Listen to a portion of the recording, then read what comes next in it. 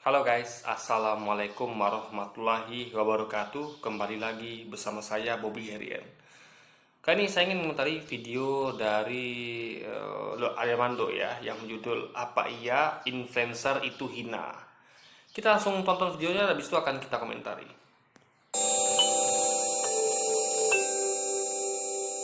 Video ini hanya untuk mereka yang punya logika. Bagi yang tidak punya logika, skip aja. Tentu Anda sudah dengar bahwa ICW mempersoalkan dana 90 miliar rupiah yang dikucurkan pemerintah selama 4 tahun kepada para influencer. Buat saya sih ini mengherankan. Kok dipertanyakan? Nah, ini belum itu kita potong dulu guys ya. Karena pemerintah tuh punya humas. Humas tuh digaji dari uang rakyat. Ya. Ya. Kenapa harus pakai influencer? Jadi pertanyaan kan gitu kan? Karena pemerintah tuh punya humas jawabannya. Lalu kedua, uang rakyat tuh harus dipertanggungjawabkan dengan baik. Ya. Jadi ingat, pemerintah tidak sedang berbisnis, jadi nggak perlu pakai influencer. Pemerintah cukup untuk menginformasikan program-programnya, keberhasilannya, pencapaiannya cukup melalui humas. Itulah guna humas, ya kan? Humas itu diberdayakan. Dan ingat, banyak media gratisan kok, nggak mesti harus bayar influencer gitu kan, karena ini kan bukan uang pemerintah tapi uang rakyat. Jadi itu harus betul-betul dipertanggungjawabkan. Makanya ICW itu kan Indonesian Corruption Watch, adalah lembaga pemerhati korupsi, pengawas korupsi. Jadi mereka itu akan konsen terhadap dana rakyat yang digunakan untuk hal-hal yang sebenarnya tidak perlu digunakan gitu. Humas itu kan bisa menggunakan media dengan gratisan, dengan contoh mereka diundang gitu. Kalau mereka baik sama dengan media, mereka perlu lagi influencer. Kalau hubungan baik dengan media, kalau mereka terbuka, transparan, jujur, media akan senang untuk menampung semua informasi-informasi yang humas itu berikan gitu, humas pemerintah berikan. Makanya guna humas itulah menjalin hubungan dengan media dengan baik. Makanya jangan pernah pindah media. Sekarang ini kan banyak sekali media tuh oleh para buzzernya, terutama nih media tuh banyak yang diretas lah, Tirto kan diretas, Tempo diretas, banyak media tuh difitnah lah, sehingga media tuh malas jadinya. Jadi makanya media tuh harusnya jadi partner, bukan jadi musuh. Nah, buzzer-buzzer pun harus ngerti hal ini, ya kan? Kalau Anda memusuhi media, Anda menuduh media fitnah macam-macam, ya media enggan lah untuk bertemu dekat dengan humas pemerintah gitu. Karena udah malas saja gitu kan, dikit-dikit difitnah, dikit-dikit diretas gitu. Makanya harus pemerintah terus mengawasi juga buzzer-buzzernya, pendukungnya, jangan sampai hubungan buruk menciptakan hubungan buruk antara pemerintah dengan media. Jadi gunakan media sebagai gratisan bisa. Itu guna humas, itu guna pemerintah dan guna pendukung yang mendukung pemerintah ya. Jangan musuh media, jangan guys, jangan musuh media. Anda sebagai pendukung itu harus dekat dengan media dengan cara ya, pin media tuh jangan dikit-dikit tuduh fitnah, media tuh menyampaikan berita hoax lalu diretas, jangan. Anda akan membuat kerja humas lebih berat gitu, kerja humas pemerintah lebih berat. Atau humas juga bisa menggunakan media gratisan seperti YouTube, Facebook, Instagram, WhatsApp gitu, Twitter, bisa gitu. Jadi banyak cara gratisan gitu. Nah, untuk itulah humas digaji. Mereka harus kreatif bagaimana untuk mengoptimalkan itu semua, bukan dengan bayar influencer. Jadi yang bekerja tuh jadi influencer, bukan humas lagi. Nah, itu karena ini dana tanggungan dana rakyat yang juga pemerintah, bukan dana dari kantong mereka sendiri gitu, guys. ICW itu kan Indonesian Corruption Watch. Yang dia watch, yang dia pantau kan seharusnya korupsi. Kenapa ICW sekarang mempersoalkan? Bukan cuma korupsi, tapi juga penyimpangan aliran dana gitu. Ada dana yang seharusnya tidak perlu digunakan, kenapa digunakan gitu? Yang nggak perlu itu nggak usah, karena kita banyak masalah negeri ini, masalah ekonomi, masalah politik, hukum, itu yang dibenerin, bukan masalah gimana pemerintah ini memperbaiki citranya yang sudah jeblok itu.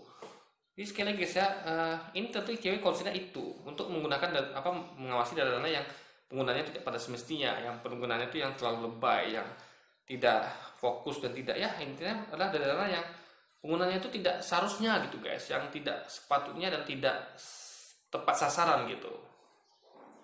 Kan aliran dana pemerintah untuk influencer. Apa yang salah dengan mengeluarkan dana 90 miliar buat bayar influencer? Di mana letak korupsinya? Bukan cuma masalah korupsi gini ya. Jadi itu tentu harus jawab juga kemana dana itu, untuk apa dana itu digunakan. Karena banyak buzzer-buzzer ya, saya nggak tahu ini termasuk influencer apa tidak, yang banyak bukan hanya sekedar untuk menonjolkan cita pemerintah, tapi juga menyerang lawan politik gitu. Seperti menyerang Pak Anies Baswedan, menyerang ulama, menyerang khilafah, menyerang HTI. menyerang orang-orang yang demo, menyerang orang-orang yang berkreasi, menyerang orang-orang beda pendapat, bahkan dengan mereka lakukan label-label lagi fitnah-fitnah seperti kata gurun, ontar, radikal, intoleran. Itu masalah di situ guys. Jadi influencer tuh kan gini, kalau influencer bener itu ya, dia akan melihat produknya dulu, melihat dulu apa yang mau disampaikan. Kalau memang sesuai kenyataan, dia sebagai influencer baik akan menyampaikannya gitu. Dia tidak akan mau menerima sesuatu yang aneh-aneh gitu. Dia akan bekerja pada koridornya gitu kan. Jadi influencer yang baik itu akan memberitakan hal positif tentang apa yang yang dikontrak, yang mengontrak dia gitu. Dia nggak sampai melakukan hal-hal yang negatif.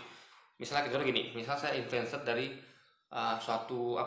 influencernya misalnya produk A misalnya, saya hanya akan menyampaikan berita baik tentang produk A ini. Saya tidak akan menyerang produk B atau produk C. Saya tidak akan melakukan itu karena saya dibayar hanya untuk memberikan informasi tentang produk A. Itu influencer yang baik. Tapi influencer yang sudah masuk ke ranah menyerang pihak lain yang berbeda dengannya, itu jelas itu sudah salah.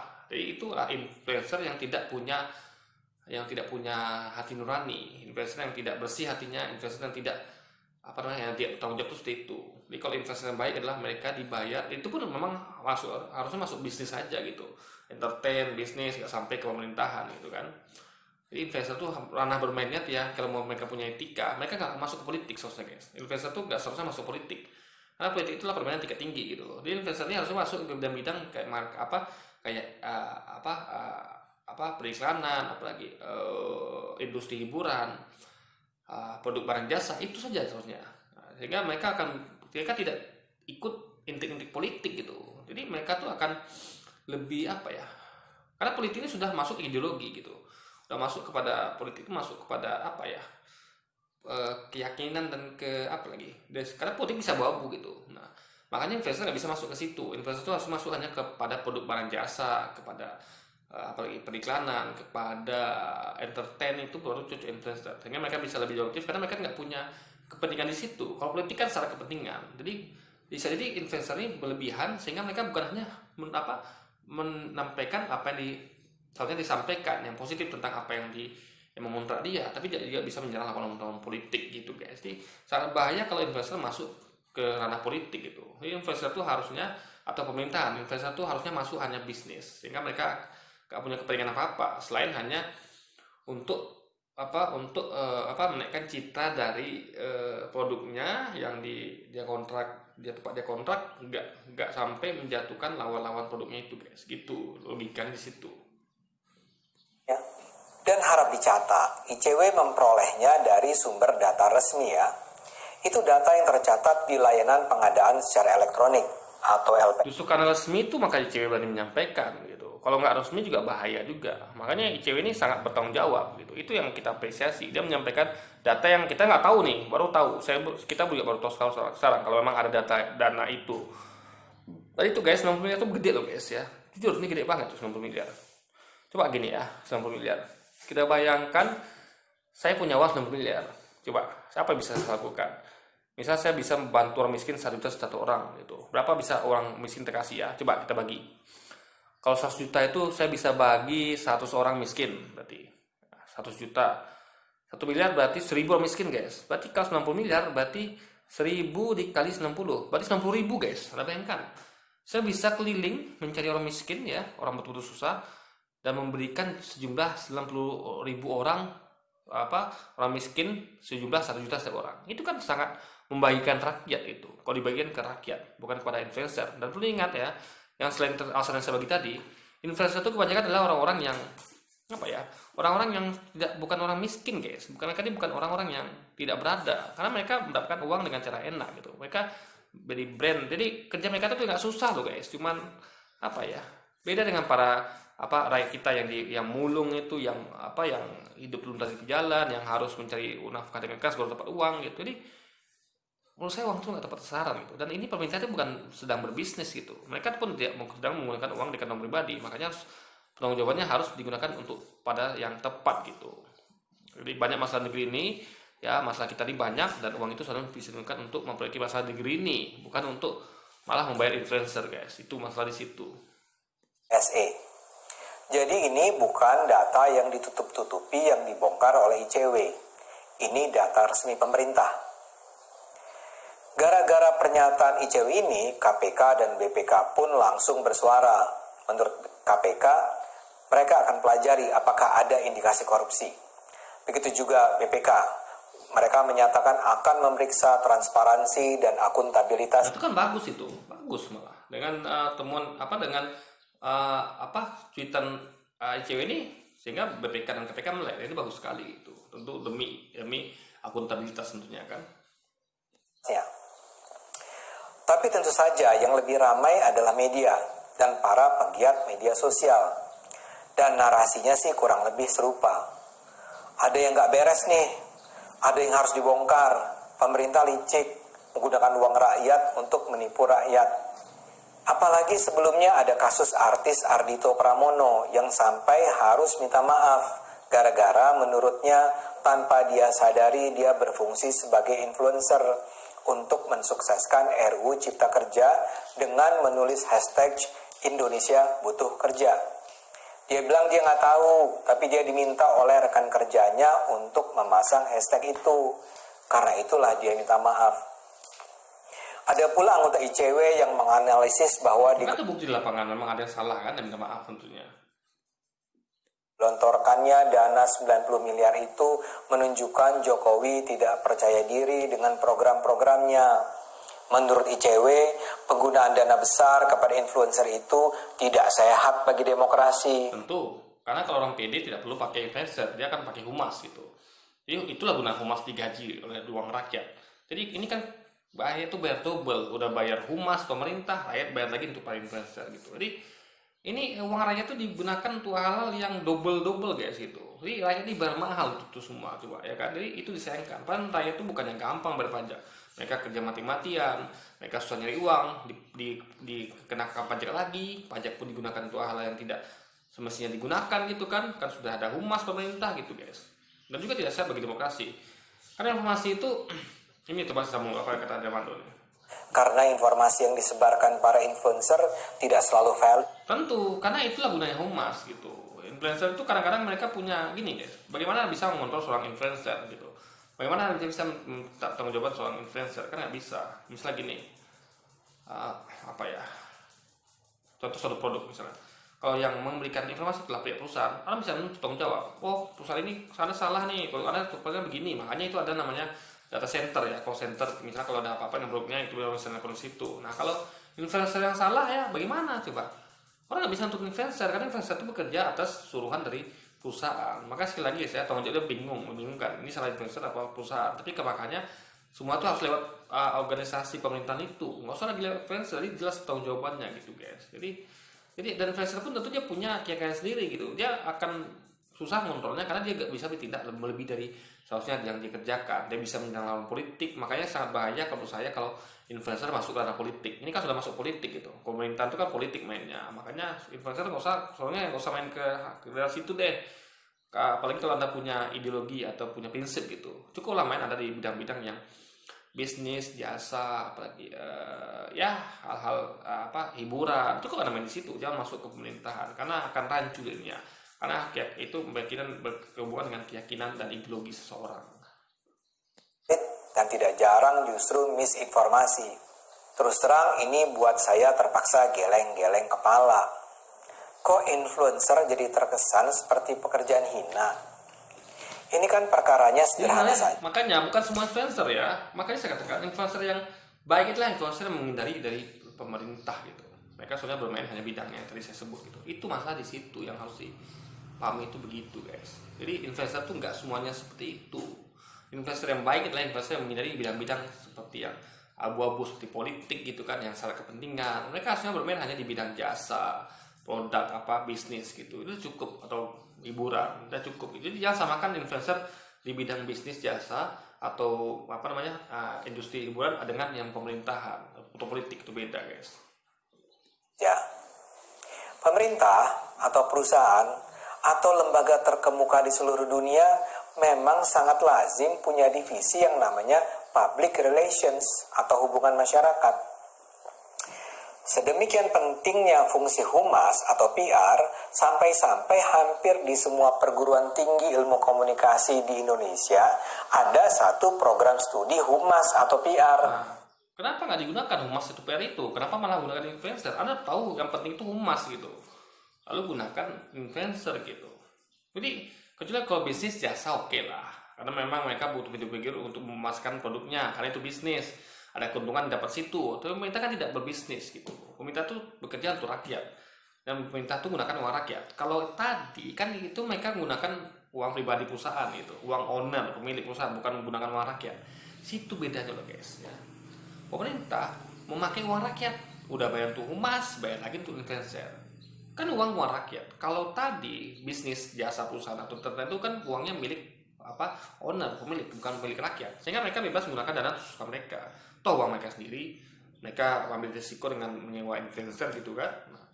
Ini sekali lagi ini masalah tanggung jawab dan masalah uang siapa yang anda gunakan, bukan masalah influencernya ya. Sekali lagi, lu di mana influencer itu bermain gitu, apakah di tempat seharusnya apa masuk ke bidang abu-abu di politik yang salah kepentingan itu guys. Bahkan ada perguruan tinggi yang memang menyebut dirinya Sekolah Tinggi Public Relations. Fungsi PR adalah mewakili lembaga untuk berkomunikasi dengan publik di luar lembaga, termasuk di dalamnya berupaya untuk mempengaruhi masyarakat agar memandang positif produk, kebijakan, atau kinerja lembaga. Jadi, PR punya peran penting untuk membangun image lembaga. Di masa lalu, fungsi PR di lembaga pemerintah memang dianggap pinggiran, apalagi ketika arus informasi belum terbuka dan masih terbatas. Peran PR jadinya hanya menjadi juru. Dan ingat, dan itu sudah tepat ya, karena pemerintah ini memakai uang rakyat, bukan kantong pribadi gitu. Sehingga keuntungan itu harus dikembalikan pada rakyat. Penggunaan uang itu harus diawasi betul-betul, harus digunakan yang betul-betul gitu. Enggak. Jadi intinya guys, harus ada penanggung lah. Kayak digunakan itu bukan uang pemilik, tapi uang rakyat gitu loh. Bicara untuk menyampaikan apa yang ingin disampaikan pimpinan lembaga. Tapi ketika sekarang ada begitu banyak informasi berseliweran, terutama akibat media online dan media sosial, peran PR menjadi semakin Satu lagi guys ya, kalau politik itu kan ada pendukung dan yang tidak mendukung. Jadi kan cukuplah pendukung dan tidak mendukung yang bermain di situ. Jangan lagi pakai influencer gitu. Jadi Anda bayangkan ya, pemerintah ini curang loh. Mereka memakai influencer. Rakyat bayar influencer pakai apa? Jadi ketika pemerintah beradu sama rakyat gitu kan, saling dalam artian saling adu argumentasi, pemerintah menang karena pakai influencer, dan curangnya influencer itu dananya pakai dari uang rakyat gitu loh. Jadi kita ini membayar pemerintah menggunakan dana itu untuk bayar influencer. Karena kita nggak ada uang untuk bayar influencer guys gitu. Jadi intinya adalah ini suatu hal yang harus dihindari. Ini curang loh guys, beneran curang gitu. Karena rakyat tuh kan mengkritik pemerintah, mengkritik apa yang salah, tiba-tiba pemerintah membela diri dengan pakai influencer gitu. Ya rakyat kalah, udahlah rakyat tuh. Sepertinya ibaratnya kalau pepatah tuh udah jatuh timpa tangga lagi. Udahlah rakyat mengkritik tuh mereka bayar pajak gitu, uang pajak bayar influencer yang untuk membela kebijakan pemerintah dari kritik rakyat gitu. Ini bagaimana ceritanya coba? Makanya hindari sewa influencer untuk hal-hal pemerintahan gitu. Cukup pakai juru bicara, dan itu yang dilakukan Mas Lampau itu udah tepat gitu. Makanya nggak heran sekarang utang kita tambah gede gitu. Karena butuh bayar influencer kan, apalagi makanya banyak rugi juga gitu. Makanya karena akibat dana itu digunakan pada hal yang tidak tepat gitu guys. PR harus bertarung setiap hari untuk menjaga image lembaga dan produknya. Dalam era demokrasi, apa kata masyarakat menjadi penting. Masyarakat nggak lagi bodoh dan ikhlas saja menerima apapun kebijakan pemerintah. Termasuk untuk membayar influencer. Nah itu masuk ya, Dermando ya. Makanya pemerintah rakyat itu vokal, dan ini bagian dari vokalan rakyat, termasuk bagian dari itu gitu. Kami tidak bodoh, kami tidak ikhlas, kami tidak gampang gitu aja menerima apapun kebijakan pemerintah, termasuk dalam hal nyewa influencer. Dan untung alhamdulillah ICW ngomong gitu, memberitahukan hal ini pada kita masyarakat layak, dan kita terkejut sampai 9 miliar, dan BPK pun ikut bersuara gitu. Jadi inilah efek penting dari informasi yang disampaikan oleh ICW ini, dan kita patut apresiasi itu gitu loh. Jadi rakyat itu nggak lagi bodoh dan nggak lagi bisa menerima seenaknya, karena itu uang rakyat yang dipakai, sehingga mereka berhak untuk menyampaikan kritik dan aspirasi kenapa mereka digunakan untuk bayar influencer gitu. Sedangkan pemerintah sudah punya humas. Cukuplah kayak dulu tuh cuma juru bicara saja. Jadi rakyat tuh ya Jadi gini, kalau pemerintah misalnya rakyat mengkritik, bukannya malah memakai influencer untuk membela atau bahkan menyerang kembali yang mengkritik gitu guys, enggak gitu. Karena banyak buzzer-buzzer pemerintah ini kan yang bukan hanya membela pemerintah, tapi juga melakukan fitnahan, melakukan hal luar batas, seperti misalnya kayak buzzer kayak Armando Istiqlal kan malah menyerang gitu pihak lain, menyerang pihak oposisi atau orang-orang yang bersepakat dengannya gitu, bahkan sampai ke hati khilafah segala gitu. Jadi ini sangat rancu kalau influencer masuk ke dalam politik guys, itu masalah di situ gitu. Jadi sekarang ini sebelum kebijakan diluncurkan, idealnya memang sudah ada juga rancangan strategi komunikasi untuk mensukseskan penerimaan kebijakan di mata masyarakat. Ada banyak komponen dalam sebuah strategi komunikasi yang baik.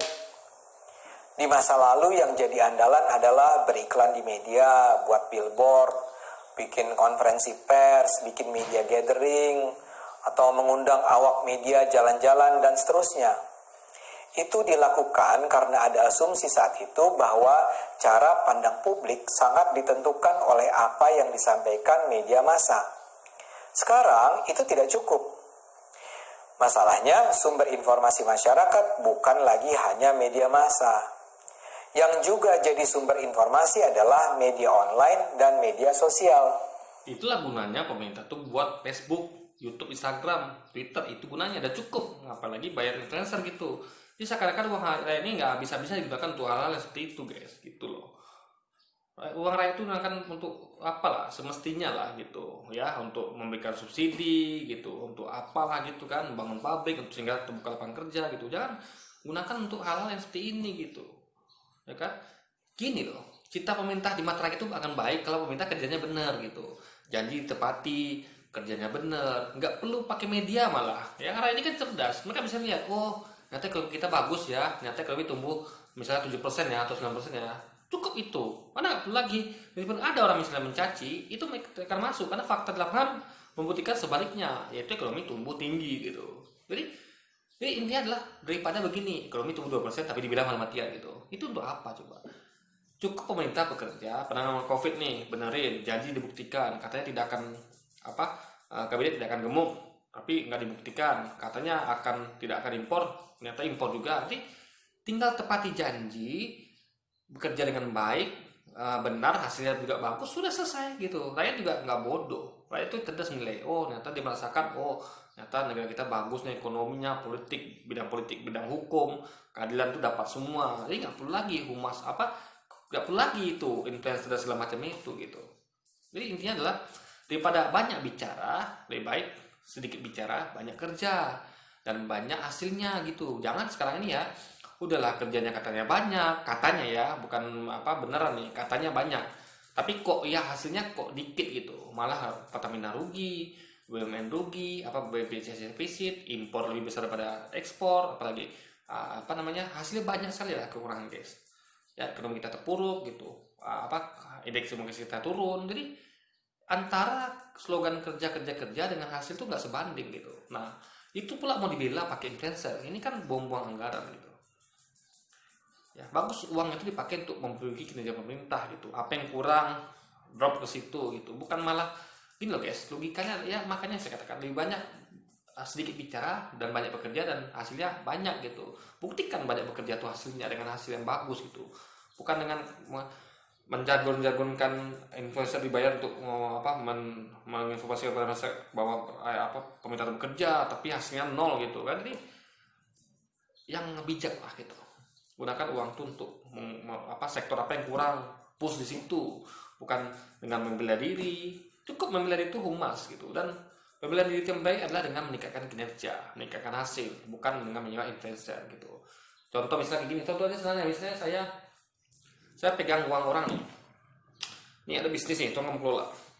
Nah, bisnis serang rugi nih. Sekarang saya udah kerja keras nih kan. Anggaplah saya kerja keras nih. Anggaplah saya bukan hoax. Anggaplah saya kerja keras. Tapi bisnis rugi. Nah, saya punya uang sebanyak itu. Nah, apa yang saya lakukan? Daripada sewa investor untuk memberitakan kalau saya nih udah kerja keras, woi, tapi memang rugi gitu kan. Sabar atau gimana gitu. Kita lagi kerja keras kok. Pemerintah saya ini nggak korupsi kok. Itu untuk apa coba? Pokoknya saya gunakan uang itu untuk memperbaiki sektor mana yang kurang gitu. Misalnya saya bisnis rugi karena misalnya saya kurangnya kurangnya apa namanya pemasaran, saya perbaiki pemasarannya. Kurang misalnya pengantaran, saya perbaiki pengantarannya. Atau kurang gini apa, kurang tenaga kerja, saya drop tenaga kerja. Itu lebih bagus untuk sehingga berdampak hasil gitu. Bukan malah membela diri, udahlah membela dirinya tuh nggak cukup saya, dia mau influencer ini tuh apa coba? Itu masa di situ gitu. Ini karena ini menggunakan uang rakyat, bukan uang kocek pribadi pemerintah, guys. Masyarakat sekarang setiap hari menggunakan Twitter, Instagram, Facebook, YouTube. Dan apa yang mereka konsumsi di media sosial itu sangat menentukan cara pandang mereka. Inilah yang menyebabkan banyak selebritis media. Makanya masyarakat juga cerdas, mereka bisa memilah-milah informasi, mana yang benar, mana yang tidak, mana yang sesuai dengan kenyataan, mana tidak. Makanya yang bukti yang penting itu lakukan adalah memperbaiki kenyataan gitu, guys. Jadi kalau ada orang misalkan, wah pemerintah kerja buruk gitu, kok ekonomi kita terburuk, faktanya ekonomi tumbuh 6%, 7%. Sehingga langsung mematahkan argumentasi itu, karena rakyat cerdas, karena rakyat kan kompak mengatakan, bahkan tidak mengangkat komentar itu jelas itu hoax, ekonomi tumbuh tinggi kok dikatakan terpuruk. Tapi kayak sekarang ini ya, ekonomi terpuruk, lalu ada dari ekonomi bagus kok, bakal gini-gitu tuh, itu apa coba? Makanya yang influencer lagi, ya kan? Ini yang saya sayangkan, ini masyarakat itu cerdas gitu. Kritik di media sosial itu jawab dengan hasil, jawaban, kinerja, bukan dengan menyerang balik simpel kritik gitu, guys. Apalagi sampai membayar influencer gitu untuk bela diri, itu untuk apa coba? Itu kan masuk pemborosan anggaran kalau menurut saya ya. Sosial menjadi kaya terutama karena di akunnya dia mempromosikan baik produk ataupun ide dengan mengikuti permintaan klien yang membayar mereka. Para selebritis inilah yang disebut influencer. Iya, yang membayar itu kan duit dari klien itu. Kalau ini kan kliennya duitnya bukan dari dia, tapi dari rakyat, guys. Itu masalah di situ. Dan rakyat tidak pernah menginginkan para influencer ini gitu. Termasuk saya termasuk rakyat yang tidak menginginkan para influencer ini untuk masuk ke politik, untuk masuk ke pemerintahan. Ya mereka cukup di bidang bisnis, jasa, dan itu yang tidak syarat kepentingan tentunya. Mereka disukai penyandang dana karena kekuatan pengaruh mereka. Karena itulah saat ini banyak dana yang dulu dikucurkan untuk membiayai. Lalu bagaimana kan Deddy Stegar, Eko Tadi dan siapa dan Abu Janda gitu kan? Mereka apakah termasuk influencer atau tidak? Ini kita curigai juga gitu. Nah ini yang kita apa yang kita yakini. Mereka influencer gitu, makanya kenapa mereka begitu getol membela perintah gitu, dan mereka bakal buat channel YouTube sendiri gitu, ya kan. Jadi sekali lagi saya jangan dipikir influencer itu hanya selebritis saja, enggak, tapi juga bisa orang-orang seperti Deddy Siregar, Mandor bisa termasuk gitu. Makanya kita harus dalami datanya, harus dibuka gitu kan, siapa saja para influencer itu. Dan influencer itu tentu mereka juga punya cara sendiri, misalnya artis A misalnya, mereka tentu untuk mudah kerjanya mereka kan lagi bekerjasama dengan lain juga gitu. Jadi itu semua kan perlu ditelusuri gitu, kepada siapa dan itu masuk gitu. Jadi maka itulah guna BPK dan KPK tuh menyampaikan hal itu. Kalau memang untuk influencer saja, alhamdulillah, dan itu memang harus dilihat influencer itu apa yang diberitakan, apakah dia tuh hanya yang positif atau dia ikut menyerang lawan politik. Itu yang perlu didalami, guys. Promosi lewat media massa sekarang dialihkan ke media sosial. Nah, sekarang kembali ke soal dana pemerintah tadi. Sekali lagi guys ya, pemerintah kan juga pernah mendukung gitu. Jadi kok nggak pendukungnya saja gitu, bahkan pendukungnya pun aneh-aneh gitu kan, udahlah pendukungnya lebay gitu kan. Jadi banyak sekali yang jadinya yang membela pemerintah ini banyak sekali. Pendukungnya sudah ada, lalu ditambah lagi humas, tambah lagi influencer gitu. Jadi pemerintah ini seakan kemaruk gitu.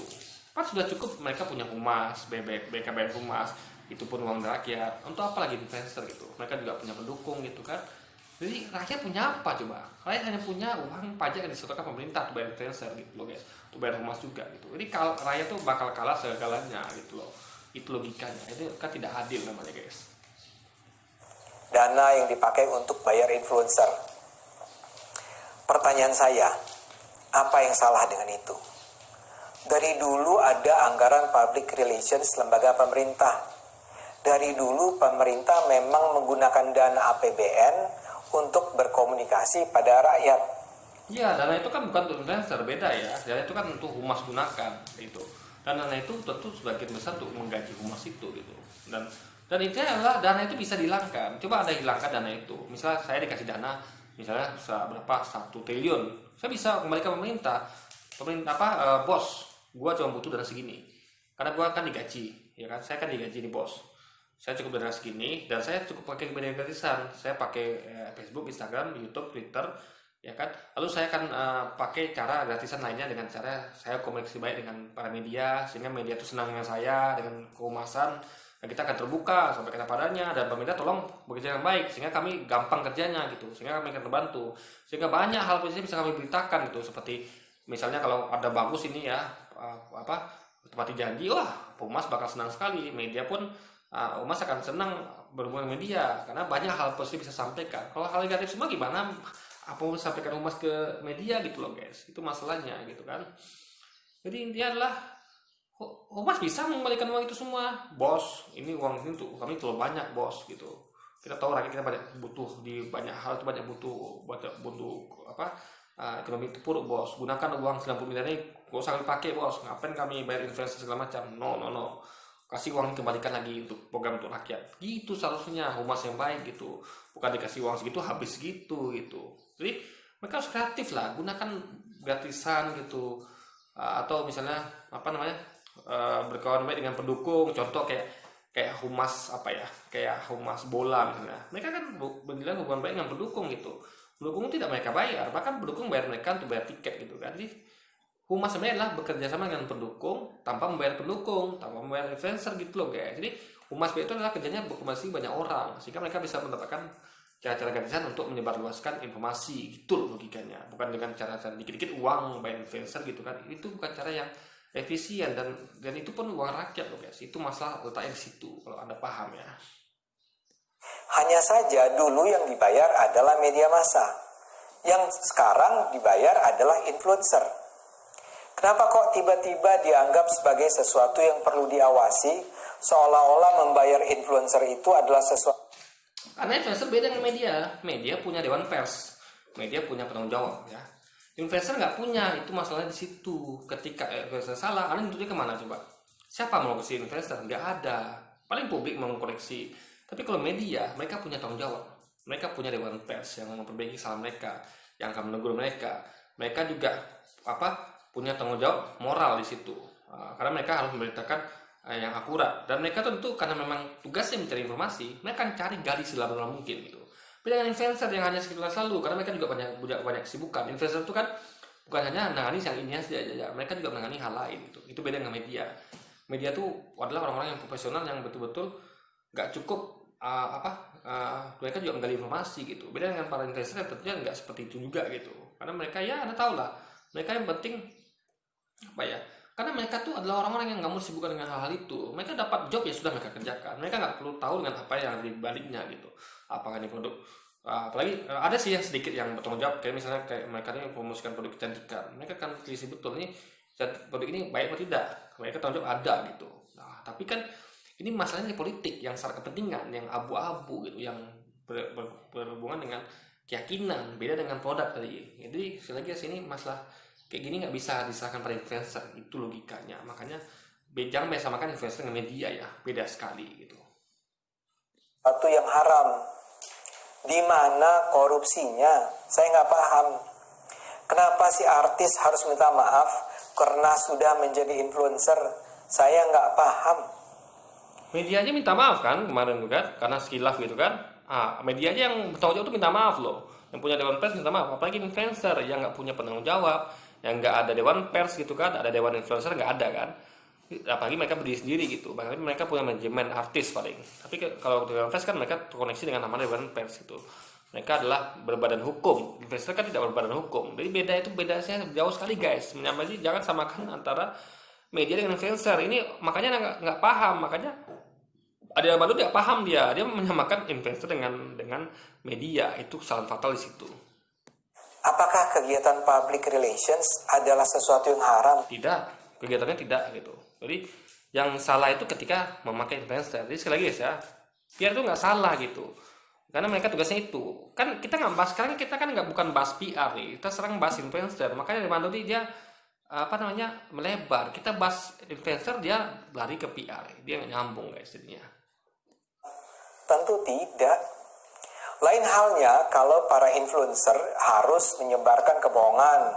Semisal bahwa vaksin COVID-19 sudah ditemukan.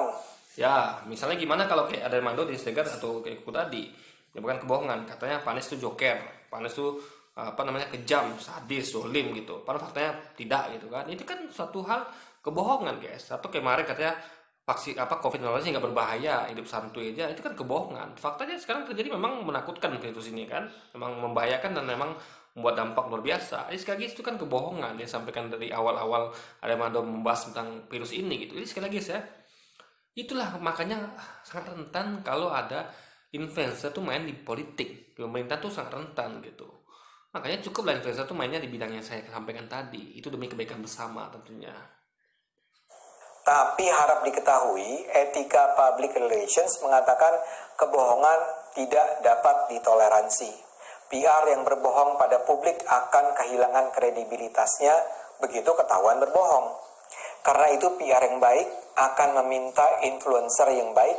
Itu kan teori di lapangan. Kalau bagaimana kalau PR yang nggak baik gitu, ya kan? Yang ibaratnya gini, dia justru memakai suatu kebohongan untuk memperbaiki cita yang jeblok gitu.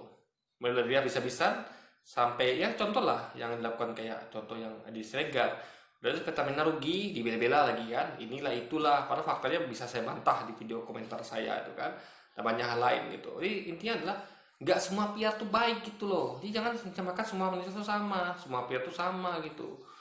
Kalau memang ciptanya PR yang baik, nggak akan banyak orang mengkritik itu. Karena kenapa banyak mengkritik? Karena kinerja PR-nya tuh nggak bagus. Mereka menyuai influencer lah, bukannya malah memperbaiki kinerja pemerintah yang jeblok lah gitu. Makanya intinya adalah yang dilakukan itu percuma. Ya, rakyat sudah cerdas. Jadi sekali lagi guys ya, nggak semua PR itu baik ya, nggak semua PR itu bertanggung jawab ya. Saya bukan menuduh nih, tapi teori itu harusnya kita nggak bisa menganggap semua manusia itu baik gitu. Maka jangan samakan semua PR itu baik gitu. Karena nggak seperti itu fakta di lapangan tentunya. Agar tidak berbohong. Yang diizinkan adalah mempromosikan, membangun image positif, mempengaruhi agar masyarakat paham, menerima, mendukung kebijakan yang dikeluarkan. Itu sama sekali nggak jahat. Itu bahkan sangat normal dan niscaya. Dan kalau dilihat dari peruntukan anggaran sebagaimana dilansir ICW itu, tidak ada yang janggal dari pengucuran dana bagi influencer. Kementerian yang paling banyak menggunakan dana untuk media sosial adalah Kementerian Pariwisata, 77 miliar rupiah. Lantas Kominfo, 10 miliar rupiah. Lantas Kemendikbud di bawah 2 miliar. Dan ada Kementerian Perhubungan dan Pemuda dan Olahraga yang masing-masing di bawah 200 juta rupiah. Jadi yang terbesar adalah pariwisata. Ya wajar lah. Kok tiba-tiba dikesankan seolah-olah pemerintah ingin melakukan propaganda dengan mengucurkan dana sebesar itu? Kalau memang ada influencer atau juga juru bicara pemerintah yang menyebarkan kabar bohong atau menyesatkan, kita tentu tidak boleh. Itu makanya gunanya pendidikan, guna PPK KPK meriksa gitu. Kita tunggu aja hasilnya gitu. Karena kita juga sebagai rakyat juga menunggu juga gitu kan.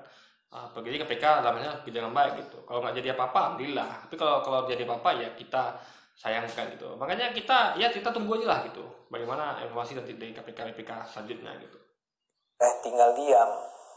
Tapi kalau misalnya nih, yang disuarakan si influencer adalah narasi bahwa rakyat Indonesia butuh lapangan kerja dan RUU Cipta Kerja adalah jawaban terhadap kebutuhan itu, tentu itu hal yang biasa-biasa saja, halal.